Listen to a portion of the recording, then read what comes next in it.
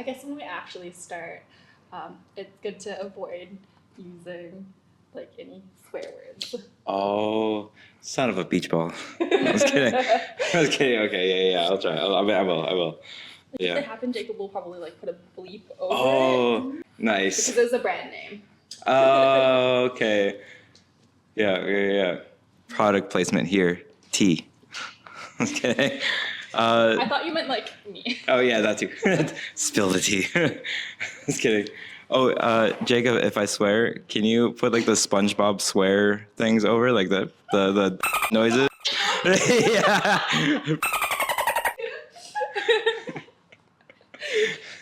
Censored. Rainbow. Censored. Insert here. Insert here. This is gonna be fun. I have a feeling this is gonna be fun. Okay. Sorry.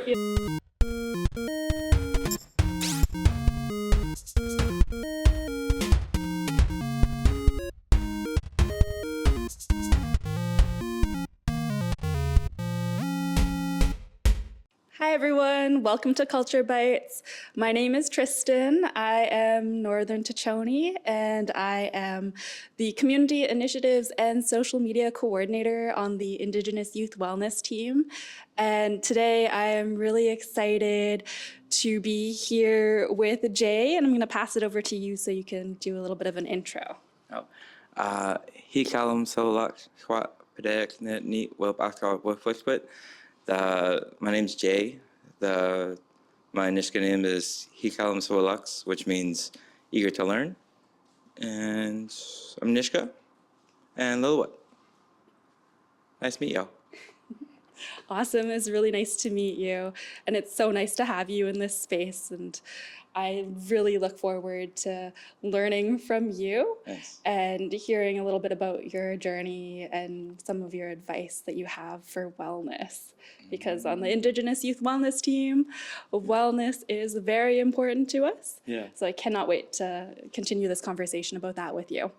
With that being said, are you able to share a little bit about your background, your interests, what you would like to talk about today? Yeah. I like to draw. I was kidding. No, I love painting, drawing, and working out. I started off with dancing when I was younger. And then that led me into wanting to better my body, or kind of like for dancing. And so I started canoeing. So pulling helped me with dancing. And then after canoeing, I found out about like the actual gym fitness. And then that's what led me into working in a gym. And then I kind of slowly stopped doing other things. Dancing will forever be part of my, in my life forever. But now it's mostly just dancing and in the gym. Yeah.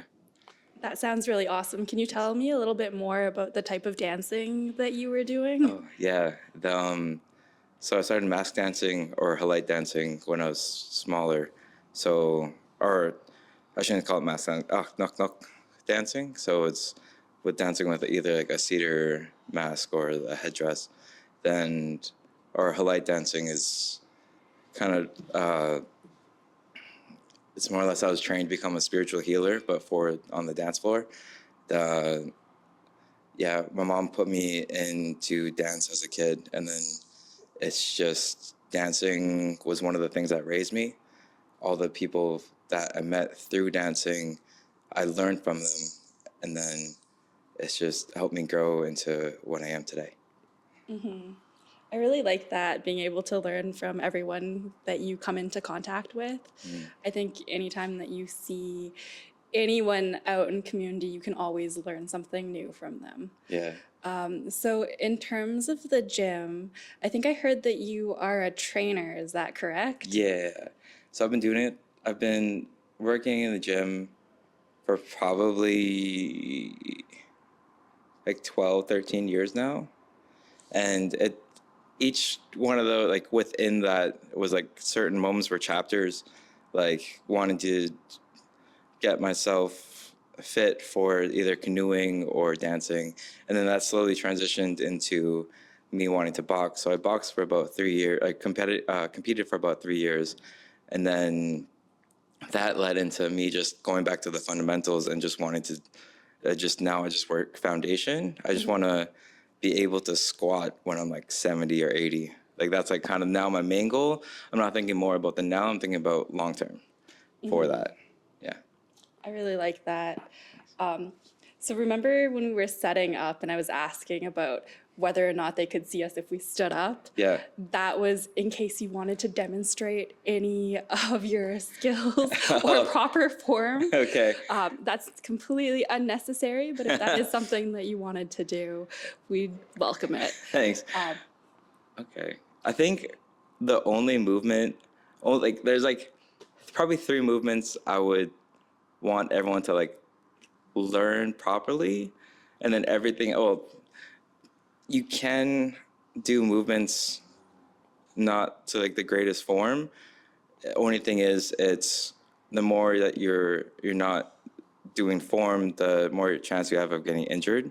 So that's why I like to go to foundations first. The more better your foundation is, the more it goes up. But I guess the 3 movements would be the squats, walking, and Turkish get up. Those are like the 3 movements that would be, I have a staple for everyone. And I can probably do Turkish get up. Can I lay on the floor? Like it's a weird thing to ask.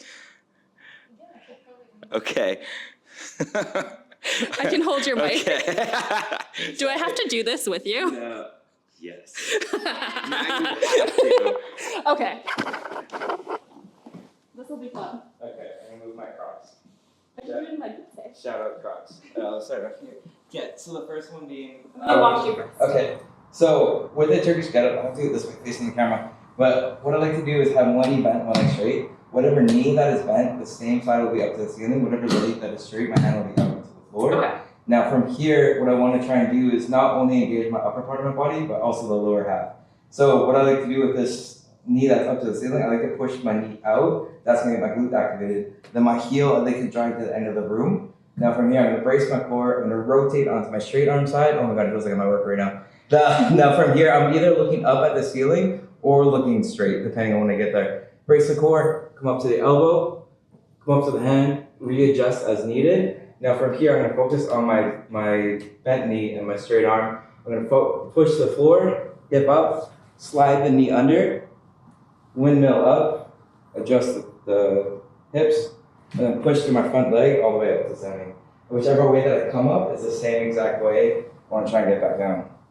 So there's really no right way of doing this one, there's just a bunch of wrong ways. So like whichever way that you feel more comfortable, do the Turkish get up is all take it. Okay, I just swept the floor with my back. Okay, let's just try this. I guess then for everyone who's listening to the podcast, there were quite a few steps to that Turkish Yeah, it's like teaching a dance class. 1, 2, and 3, and 4. Let's put it out. It looks like hip hop dancing. Yeah, Okay. so whatever knee is bent, the same hand is knee up. Yeah, bent over. yeah, nice. Now rotate. Yeah, there. Come up to the hand. Wait. Yeah, knee under. Sit up And and then then just stand like up. this again. Nice. Now the only thing I'm gonna change Okay. is that hand that's supposed to be up, like switch hands. That hand, I always want to imagine like there's a string pulling to the ceiling. Okay. Yeah. Like So you're everything else you got right. Now I just want to, let's try that again. We have to go back the same Yeah, way. yeah. No, just lay back. Let's bend your back. Little reset. Little reset. Yeah. Now bend this knee. Yeah. Knee Hand up. bent. Yeah. Hand is up. Yeah. Hand is Nice. up. Now wait. Pause here. Push my hand with your knee. Push my hand. There we go. There we go. So feel your glute activate a little more. That same idea. Nice. Now go ahead. Come up to the elbow. Hand. Pause here for a second. Yeah. All right. Keep going. Keep going. Keep going. Right here. Wait. So how there's moments where the hand kind of came forward. Oh, You so try, yeah. There we it's supposed go. to be like up the whole Yeah, time. yeah. Nice. Straight to the ceiling. Yeah, yeah, you got it. Like that. That's so cool. Thanks. That's so hard too. Yeah. What's the? I'll grab that. Nice. So the main reason why I have I want everyone to be efficient with the Turkish getup is, especially when you get to like older ages, you have the ability to get up once you fall. That's one of the main causes for like injury when you're older, as well as kind of like when you fall, like how are we going to get back up? Yeah, yeah. So that's one reason why I have that. And squat is because squat. I love squats. Okay. You need the squats for lifting everything. Yeah. All of your dance regalia. Yeah. Yeah. For like crafting supplies. Oh my God. Yeah. Everything Like, you need for drawing. yeah. Everything. Yeah. Yeah. It's a really good fundamental movement that just everyone, if you could do it, it's like definitely beneficial for you. So when you talk about squats, are you just talking with body weight to begin with? Yeah. So wherever you can start, that's where, like, yes, body weight to start, and then kind of like there's always progression into it. So say if my client has like bad ankles, hips, or knees, usually I get them on box squats first, or anything that get the stabilizers a little bit more stronger, and then I'll start working into more weighted squats or more full range. But I like to work in as much range as possible. I'd rather have a good quality squat rather than say like if you're trying to bump out like 100 reps, like they're really crappy reps. Or Shadow Jacob, do the I'm just kidding. The if they're reps that aren't efficient, or like the form is not that great, it's as like the way I like to think about it is as if you're driving with a flat tire. You're not pulling over to fix that flat tire. You're going to keep driving, and that's like the same equivalent. If you keep squatting with bad form, that could lead to an injury. It's not exactly right now, but this could be also something down the line that can happen to you. Yeah. And it sounds like a lot of your favorite exercises really focus on the wellness of your physical body for when you are older. Yeah.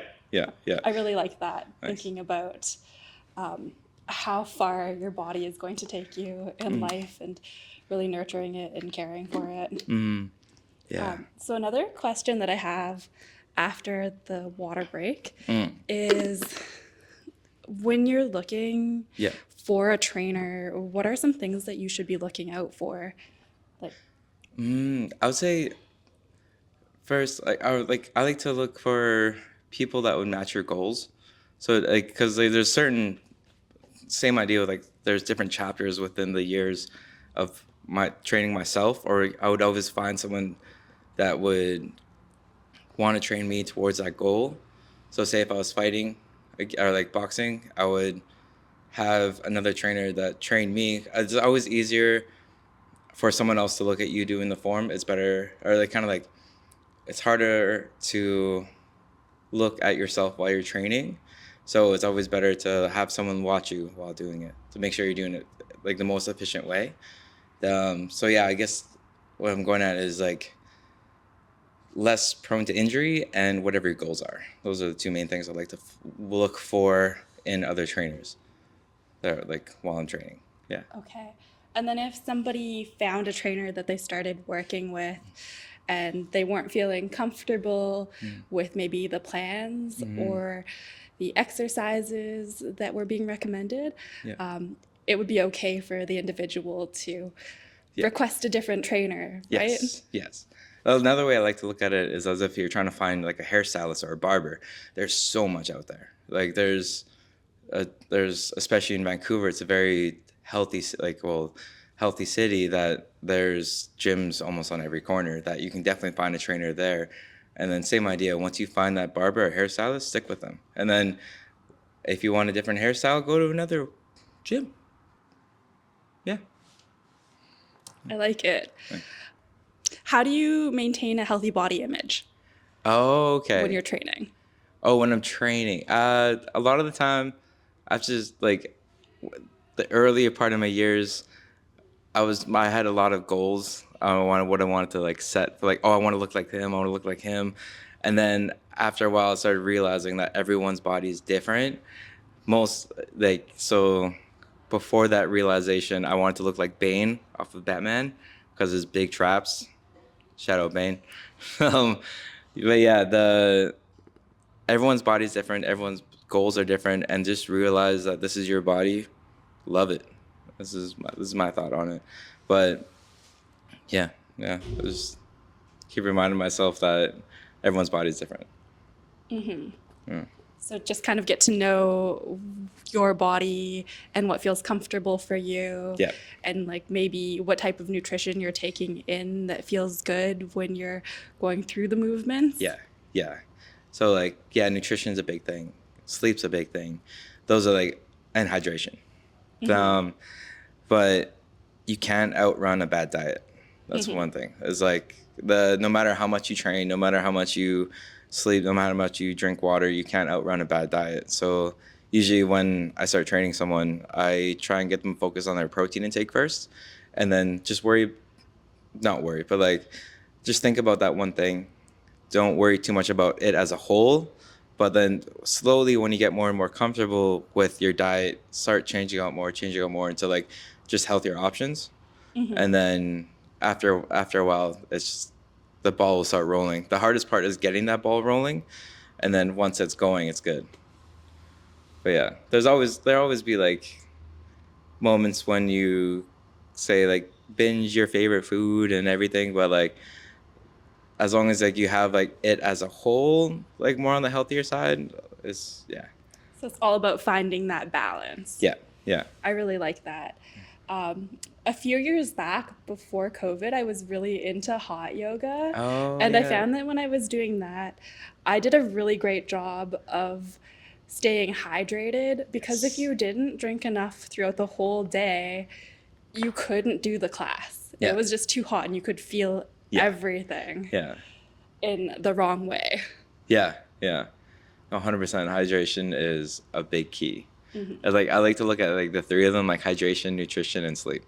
Those are like, especially with like I'm making programs for someone, those are the three things I would also add on the day. It'd be like, because like say if your hydration's off, the hot yoga is not going to be like the favorite thing for that day. Yeah. I also remember when I was doing the hot yoga, they had classes at 7 a.m. that you could do. Yeah. So for those days, I needed to make sure that I ate really well the night before, that I drank a lot of water, and that I went to sleep early Yeah. in order to make it and in order to be awake for Yeah. the fitness class. Do you have any recommendations in terms of when folks should work out? Or Oh, yes. Whatever time works for them. Like, there's never a set time. There's no real data that like would show like, oh, like this time, like 6:30 p.m. is the best time to train. It's whatever works for you. Like, also to whatever like training works for you. Like, if like say for instance that's spinning yoga, like that worked for you, I would say like just keep doing that. If you love it, keep doing it. If that timing works better for you, I'd say do it. It's hard, like we all have 24 hours, and it's some of us have, say like for instance like kids, we have to think about them first, or we have to think about someone else first. And but still, like I would say like prioritize somewhere up there, prioritize your health. You cannot help them if you can't help yourself. It's like that. I like to use a lot of analogies, but it's like that whole thought on like, you know, in an airplane and like the things come down, you have to take care of yourself first before you can take care of your neighbor next to you. That's the same idea. Like you gotta, how can you help them if you can't, if you're not healthy enough to help yourself? For myself, I like to work out anytime at lunchtime, mostly because like I'm like I'll be awake a little bit more at that point. I eat my breakfast, like my pre-workout meal, and it just works for me. I can't, for myself at least, I can't work out at night. I feel like my brain's like on, especially when I get home. So I'm like, I don't know what to do. Like I'm up all night. So yeah, at least that's for myself. But everyone's different. Everyone has different times to work out. Yeah. just find what works for you? Yep. Yeah. Is there anything else that you wanted to share about your journey with fitness and personal training? And Always learn the body, like the information about the body is always changing and it's always getting up to date. There's always more science or newer science to it.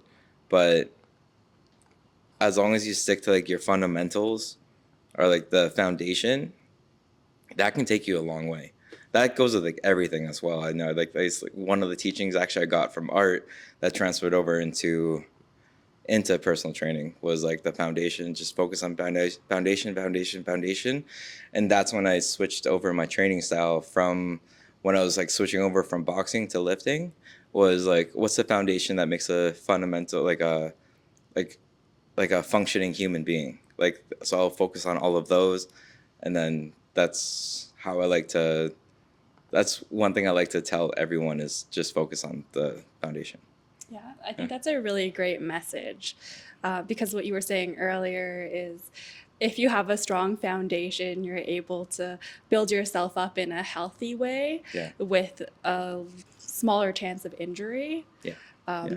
Another thing that I really liked to do back in the day was running. Oh, And I yeah. found that if I hadn't run for a long time and I did a distance that was too far without training, I would feel awful. Yeah. So I think it's also just recognizing what your body is able to do, and that you might take a little bit of time to get back to where you were if you've taken a break. Yeah. That's one. Yeah, that Or if you're just starting. Yeah, and like also too, like there's as well, like one thing I don't like to do is like jump back into the like where you were, like kind of where you were, but like say for instance, you go on like that 10K kilometer run. They used to do that a lot, and then you take a break and then you try and go back. Your joints and your muscles aren't really ready for that. So then, like with anything, you kind of ease into it. But yeah, that's definitely like where you're getting at is like it's. Don't be too discouraged if like say you can't do that today. You can definitely work up to it for everyone out there. Like don't be discouraged if you can't do what you did yesterday. You can work up to it for sure. Mm-hmm. Yeah. And then do you have any recommendations or advice for folks who maybe had an injury that are looking to get back into the gym? Yeah, if you can move, like even just why walking is one of my favorite things. But if you can move, just start moving. If you can move and say if you have like an injury, say the elbow, and you can only move in this range, I'm assuming elbow. Okay, yeah. Always start like from the origin and then work your way down. So especially with like say the shoulder, there's so much intricate things that are happening in the shoulder. So I'd like kind of like focus there first. The same thing with the flat tire. Focus on that first, and then I always suggest going to see like an RMT or a physio, and then after do those exercises after you're done the warm up. So yeah. So like shout out RMT physio. Actual shout out. Yeah. It's funny that you should say elbow because I definitely broke my elbow last year mountain biking. Oh my. So I spent a lot of time at physio. Yeah. And I think that was such an important part of the healing journey Yeah. for my elbow and for me. Yeah. And it was so strange for me to not be able to lift a coffee cup. Oh, I bet. Yeah. You have to start with such a small weight. I think the max that I could do was 2 pounds. Oh no. And as somebody who went to the gym and lifted a little bit heavier than 2 pounds, it was very humbling to start from there. But now I think that I'm stronger. Nice. Because I worked on those foundations. Nice. I like that. Yeah. So how was your healing journey from what steps did you go about mostly? Other than the physio, what other movements did you incorporate, I guess? Well, I think when I first broke my arm, I had it in a sling. So I tried really hard not to move it and to keep it out of harm's way. And then when I was cleared to go to the physio, I worked with the small weights, and I also did some body weight exercises. So there was one where you could put your arm out in front of you, and with your hands, you kind of scrunched them together. And then if you had your arm out in front of you, you could also move your hand. So it'd be palm up and then palm down. And I can do that really easily now. But when my arm was broken, I couldn't move my palm all the way up. It couldn't face the ceiling. Oh, that hurts. I remember going on a plane and going through security, and they ask you to put your palms up, and I was like, this is as far as I'm going to get. It's going to look like a handshake, and it's this is the best I can do. And it hurts. If they reached out for a handshake. But I had my sling with me. Oh, okay, So you could tell. Yeah. But it was still a process of being fair. This is what I can give you right now. Yeah. You're going to have to work with me. Oh my God. And then And then I also remember spending some time in the pool. Oh, nice. Yeah. Because even though your elbow and your arm isn't bearing as much weight, doing the physio exercises, like just lifting your hand up to your shoulder, Yeah. that was easier to do when you were in water because Yeah. there's less weight. Yeah. No. And it was still exercising. Yeah. So I think that really helped. Swimming's so good. Yeah. So good. Yeah. That's definitely like one thing I love as well. Yeah. I think it was actually one of the first things that I was cleared to do by the doctor. Nice. Okay. I like that. Nice.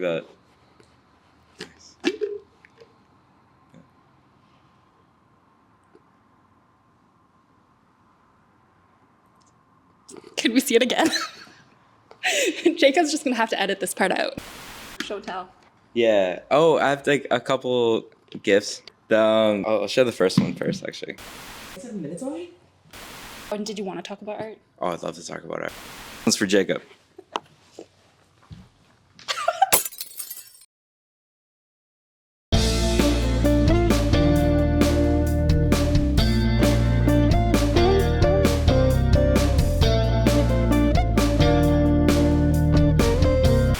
Shout out Jacob. Kidding. Okay, I'll stop doing that for a bit. I'm going to give you guys some art for your team. The first one, actually, I'll just pass these to you. I'll pass you the first one. So, This is so beautiful. thanks. But I love the thought of love and like positivity. So this design kind of represents that. Can you talk about the design a little bit more? Yeah. So it's more traditional Formline, but it's breaking some of the rules with the colors. So, but with the Formline, I like to try to stick as much to the rules as possible, at least like the rules and teachings that I learned from my teachers. But I broke a little bit of the rules with the coloring because like we're usually like limited to our color palette, but it's also like from the colors that we got from tools that we got from back then, say like charcoal or mixed berries or everything like was our paint back then. So that's like kind of the way I can justify like my color palette, but I like to try and make art that the older generation would respect it, but and the younger generation would like it. So it's like that's why I like to make art the way it is. I do stick a lot to the traditional when it comes time for culture, but like when it's art for me, I'm making it for me. And this especially with this one, I love, so it's like that's like slowly becoming my logo. Yeah, so for folks who are listening, this piece is a heart. Yeah. And it is light pink and I think a little bit of red at the bottom. Yeah. A really beautiful gradient. Thank you. But yeah, it's like, yeah, it's one of my favorite pieces. And then here's the other one. It also has to do with dance. Oh, whoa. So I love anime, so that's why I like to doodle with anime every now and then. But like this is the feeling I get while mask dancing, as if the mask is taking over the body. So it's kind of like I wanted to like make a warm and cool contrast to it, so it can like more or less pop out. And one thing like it kind of like feels like the mask is like kind of lighting us up. So it's the kind of same thing. Same way I feel about culture is like art, and dancing is like it lights up my life. So this is one piece of art that I like kind of got from that. Mm-hmm. Yeah. And then can you describe this piece of artwork for folks who are listening? So it's like I wanted to make a raven. I come from the raven tribe, so that's why I did the raven mask. But it's kind of like a mixture of like a red person just accepting the mask while the spirit of the mask is floating around them. So it's kind of like there's like a mist / smoke kind of spinning around the human. And then, but yeah. It's like it's from what I can remember, it's like roughly about like the mask that I danced with as a kid. I don't remember it exactly, but it's just from like memory that I tried drawing it again. So that's one of them. But yeah, that was a fun one to draw. Yeah. They're so beautiful, Masicho. Thank you. Thank you. Thank you. I have a few questions about Yeah. your journey with artwork. How Oh, long have yeah. you been practicing? Oh, since I was a kid. This was like kind of a rough one due to family traumas. But I started drawing as a kid. Or I'd visit my dad every summer, and then I would just go to his shed. And then, but due to a rough upbringing with my dad, I had to take a step back. I still remember the form line, still remember the steps, but I had to take a step back to work on myself before I can start focusing on drawing again. But I had an injury actually from the gym, like from sparring. I got a injury from sparring. It's also why I kind of backed out from boxing, but I had nothing. I couldn't work out for about a year, so then I had to figure something out. So I picked up drawing again, and then I realized how much I miss it and how much I love art. And this was a couple of years, like about 3 years ago. But ever since then, art started taking over like everything for me again. And then I realized with it, it's not, art is not only about me, it's about culture. It's about picking up the like carrying on the flame from my past teachers and bringing it forward to the next generation. A lot of it has to do with art and like storytelling, and same with dancing and storytelling. We learn a lot from the stories, so it's something that I want to pass on to the next generation. Is the same idea, fundamentals and foundation of art. Like, where did we get this? Like, kind of, I'm telling my story with it, so hopefully it like affects the next generation as well. Yeah. I think that's so cool. So I know that you really enjoy drawing, but are there other types of art that bring you joy and that satisfy your creativity? I also love singing, mostly in the shower. No, I was kidding. No. Like, are you going to sing for us now? Yes, I am. I brought my drum. I didn't warm it up, so it's kind of cold, but I wanted to share a song. This is the other part of the present. I also have stickers, but I think they're in my other pocket. They're in my other pocket. But I want to share some stickers too. There's more pieces of Formline art. But can I put this? Yeah. Okay. So this song we share. Yeah. Okay. Sorry. So I want to share a peace song. It's one of the songs that I share when I go into other nations. It's represents peace. But it's a song that we created with the Haida when the war ended and we had a treaty. Or when we had like a peace treaty with them. This is a song that was created from that. So this is our peace song. Yangwa Tanisko Tanasi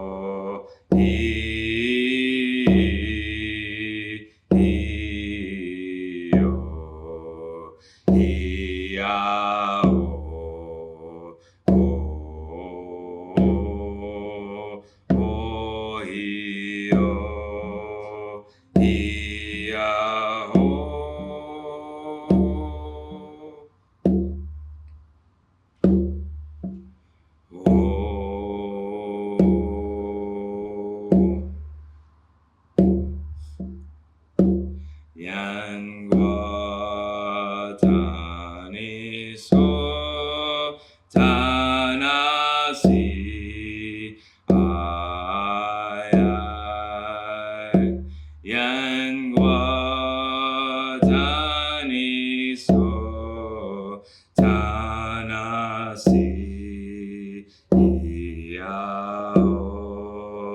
iyo iao o iyo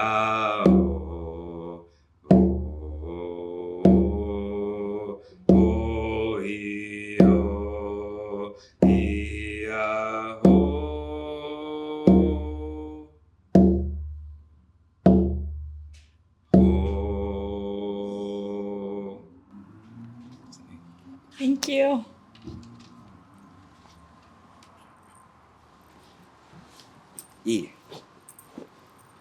Yeah, thanks for letting me share. Thank you for sharing. Yeah. I always love hearing people sing Nice. and hearing the drumming. It brings me so much joy. Nice. Yeah, thank you. Yeah, it feels good. It's like definitely like one thing that kind of enlightens my soul is the drum. Like anytime I hear it, it feels so good. Yeah. Feels so at home. Yeah. So I have another question Yes. about wellness. Yeah. Do you have any advice or words of wisdom that you would share regarding wellness for youth? Yeah. Oh my God, I already forgot what I was gonna say. At least with like something I want to share with the youth is we're all born into a role when we're born into our nation, and one of the things that we all can do is try and help our nation grow and or accept the knowledge from our past, like our elders, and then be able to teach that, or so you can teach that to the next generation. So that's one thing that we all can do, is learn from our elders and learn from our older generation, so we can pass that on. These are the generations where we're reviving our culture. So this is one thing I want to share, is be able to accept knowledge, I guess, and just know that you're born into a role to help the nation. Mm-hmm. Yeah. This is reminding me of like listening to the songs and listening to the stories, Yeah. and listening to the language and really trying to learn all of these things as much as you can. Yeah. I personally don't know a lot of my language. Nice. Yeah. I know very few things, but I had the opportunity to sit in on a language class Nice. at the end of last year. Yeah. And this language class, my auntie was teaching it. It was with all of the daycare children under 5 years old. Yeah. So I felt like a giant in that class. Good. And I learned so much because all of the little ones, they knew exactly what they were talking about. They knew all of the vocabulary. Yeah. And they were ready to show me the way. So they're already leading. Yeah. I love that. Also shows too, like you can start at any age. Like my grandma started learning at an older age, like learning a language again. Like that was hard. That must have been hard. It's hard for any age. It's always hard to start, get that ball rolling. But once it goes, you're good. Mm-hmm. Yeah. Kind of like fitness and art. Once you get those foundations, Yeah. you're ready. Yes. That's very true. All right. Is there anything else that you'd like to share with us? No. I can't think of anything. Thanks, Nissa, for having me, though. Thank you so much for joining us today, Jay. Thank you. I've learned so much. Thanks. Like this. How much times did I swear? I want him to like beep out with like as much as we can. I think there's one. Okay. One for sure. Okay, maybe that's what I'll do for the youth. I'll just swear a lot. Had to end on that. Sorry, I'm like probably yelling it here.